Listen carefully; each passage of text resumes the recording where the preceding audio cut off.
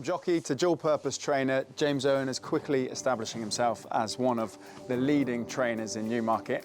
We've caught up with him today to find out exactly and reflect on the brilliant season he's had so far, from Chester to Ascot to kicking on to Goodwood.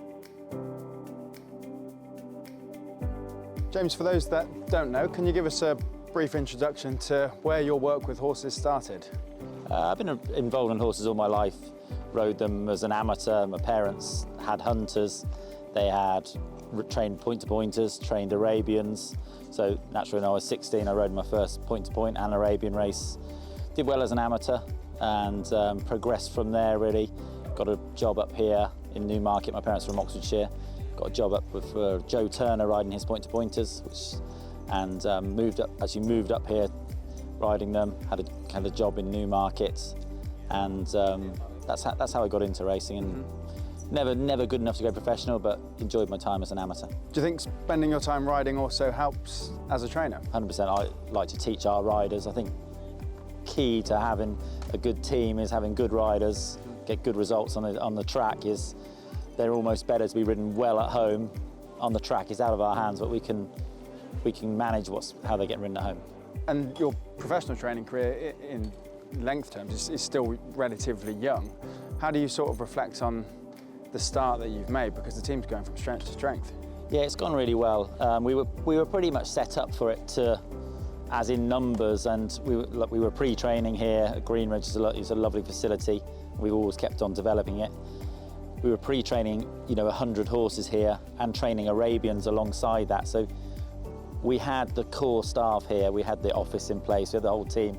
It was a big change, and the BHA were great, letting us start with 10, going to 12, going to 20, and running it alongside the pre-training business, because we couldn't finish that overnight. And obviously, as we built, and I've had some very loyal owners that have stuck by me and given me a chance, and I'm very lucky to have had some nice horses through my hands that we're getting the results with, and it's quickly put us on the map.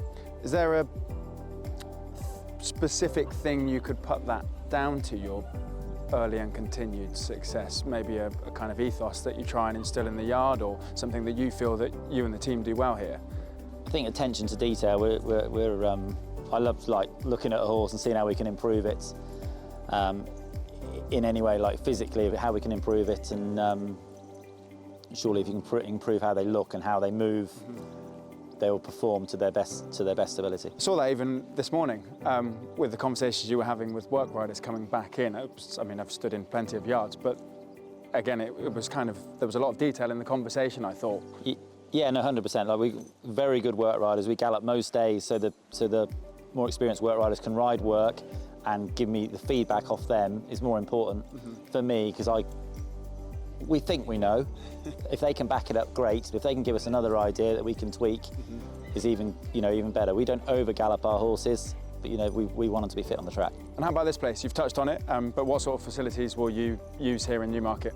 Newmarket's great, so we can train any horse here in Newmarket, from a 3-mile chaser down to a 5-furlong sprinter, and they still go out the same lot, but we can do so many different things. So many different gallops, grasses. We've got fantastic schooling facilities, and our yard is developing all the time. We came here 37 stables in 2015. Now we've got 115 stables. Still more room to grow, but we're in a lovely plot. We live on site, and we've got a bit of turnout, lovely airy stables. It's a good healthy yard, and I've got a great team behind me. Here's one of the yards where you are so obviously dual purpose. You'll get some trainers that are predominantly flat with a couple of jumpers and vice versa. Is there a knack to that you think you've found? I don't think there's a knack really. There's a few dual purpose yards around, but we're probably the biggest one now, and probably the biggest one in the country really. And it's we're leading the summer jump season. We're doing well on the flat. I'd like to keep doing well on the flat and win at these bigger meetings. We've got some big meetings coming around the corner, and got some lovely horses. And is there a knack for it?